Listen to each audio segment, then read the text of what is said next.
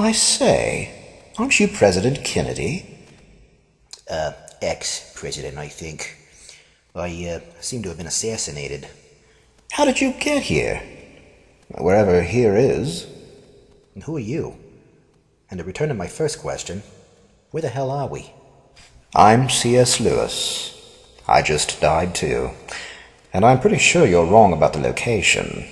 This place just feels too good to be hell. On the other hand, I didn't see any God, did you? No. Then it can't be heaven either. I wonder whether we're stuck in limbo. Ugh, do you really think so? Actually, I think it more likely that it's purgatory. Especially if we end up getting out of it and into heaven. I did a bit of speculating about such places as a writer, especially in The Great Divorce. I don't suppose you've read it? No? Well, but surely you should be familiar with such concepts if you were a Roman Catholic. Well, I was more of a modern Catholic. I never bothered about transcendental mysteries or mythology. I was too busy trying to take care of the world I lived in for escapist thinking. One world at a time, as Thoreau put it. You can see now that you were wrong, can't you? What do you mean? Why, first, that it isn't mythology. It's real. Wherever we are, here we are, large as life. And second, that the rule isn't one world at a time. Here we are in another world talking about our past life on Earth. That's 2 worlds at a time by my count. And while we were on Earth, we could think about this world too. That's also 2 worlds at a time, isn't it? And finally, it's not escapism. In fact, not to have prepared for this journey while we were living on Earth would have been escapism, don't you agree? Well, I suppose you're right. Oh, hey, but look, someone else is coming. Can you make out who it is? Why, it's Huxley. Aldous Huxley. Aldous, welcome. How did you get here? The same way you did, I'm sure. I just died. Oh, I say, Kennedy and Lewis. What good company to die in. Or live in. Or whatever we're doing. Where is this place, anyway? Well, that's what we're trying to figure out. Lewis thinks it may be some sort of limbo or purgatory. I'm just hoping it's not hell. Well, you're both wrong. It's heaven. It must be heaven. Why do you say that? Because everywhere is heaven, if only you have enlightened eyes. Even hell? Oh, this is going to be fun. Lewis, you've lost none of your cantankerous penchant for Socratic questioning, have you? I remember you made Oxford a regular hornet's nest when you debated back on Earth, and now you've shipped your hornets to heaven. This is a nice challenge. Then reply to it. If everywhere is heaven, then either hell does not exist, or hell is part of heaven. Which way will you have it, Aldous? All right, wait, please. Before you two take off, could you give me some assurances about this sort of debate? Well, I was a debater too, but we politicians confined ourselves to the concrete and tangible. I'm not at all convinced you can do anything more than talk through your head about things you've never seen. So you want an assurance that there is some method of really finding the truth about things we can't see? Yes. Before you take off, be sure you have a plane that can fly, and one that can get back to Earth and land. Now, Lewis, you said you wrote a book about heaven and hell. Now how the hell, how in heaven's name, how on earth do you know anything about heaven and hell? Have you ever been there? Yes, indeed. I've been in and out of the back doors of both many times. You see, Mr. President... Please, call me Jack. That will be rather confusing. My friends called me Jack. Suppose we let rank have first choice. Would you mind if we called you Lewis? If you please. Clarity seems to be the thing here, not titles. Fine.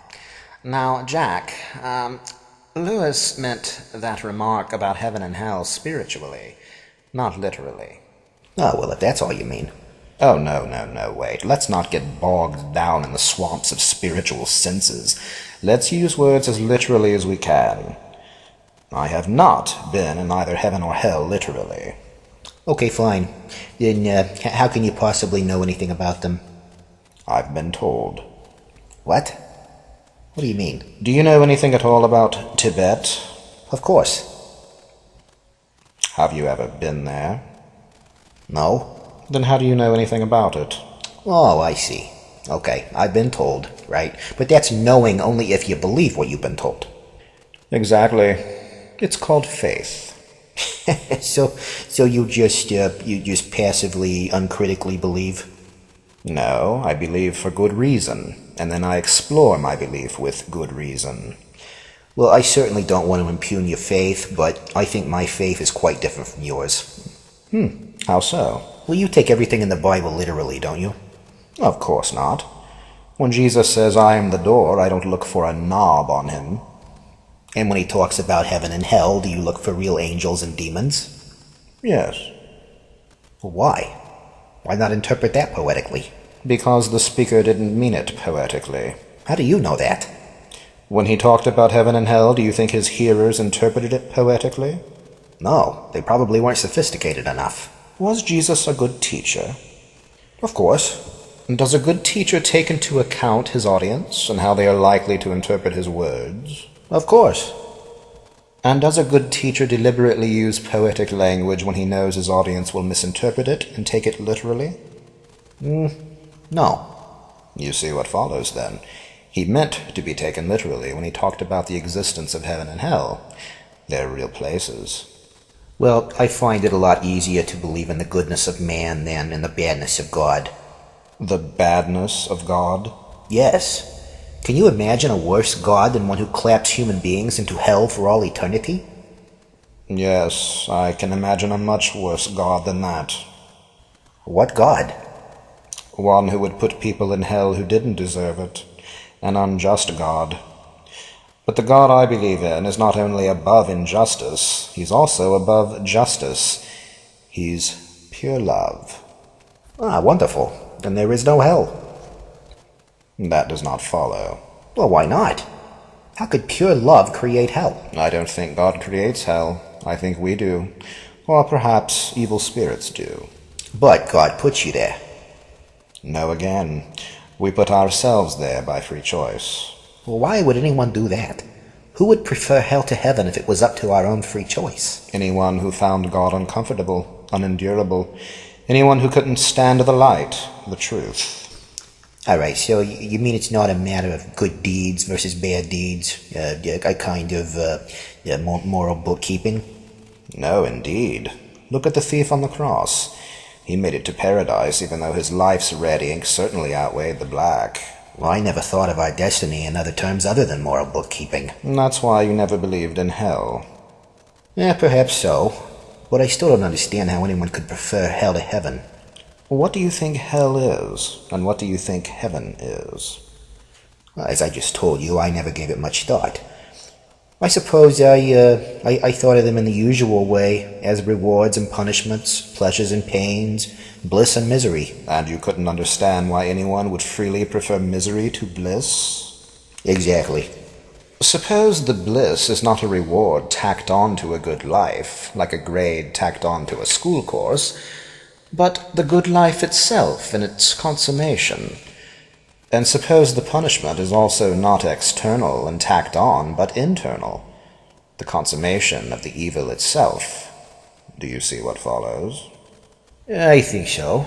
We choose heaven or hell in every choice of good or evil. Exactly.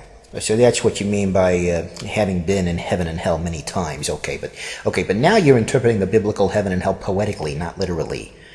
Instead of golden streets and fire and brimstone, instead of physical rewards and punishments, your heaven and hell are spiritual states. I thought you insisted on interpreting heaven and hell literally.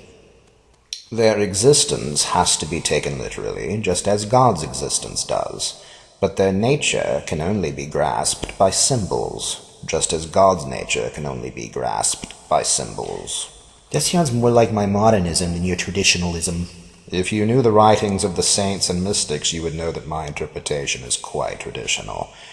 You modernists tend to dismiss tradition without much of a hearing for it, you know.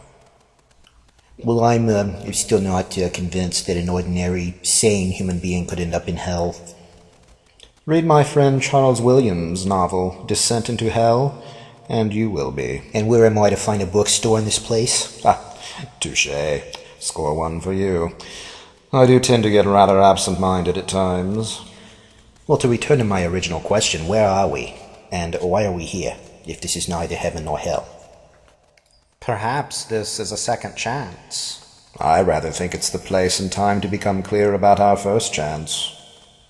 What do you mean by that? What first chance? The choices we already made on Earth. I thought you said that this was purgatory. I do. What do you mean by purgatory? Oh, you do love your questions, don't you? He's Socrates reincarnated, Jack. Forget the compliment and answer the question, if you please. That is, if you really want to find out where we are and what we're supposed to be doing. You see, I'm not sure either, and I'm asking these questions to clarify my own ideas and find the truth, not just to win a debate with you or teach you something that I know and you don't.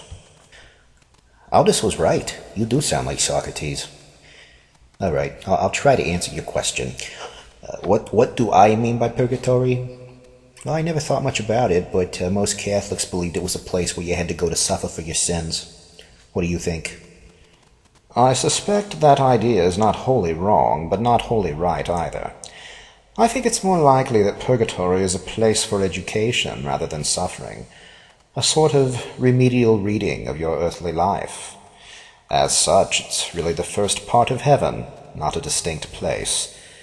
So I think we are being prepared for deep heaven if this is purgatory. I hope you're right. Why? Are you afraid we're in the other place? Frankly, I'm not as bothered by the possibility of being in hell as I am by your belief in hell. I find the first quite remote, but the second quite present and threatening. Why do you find my belief in hell threatening?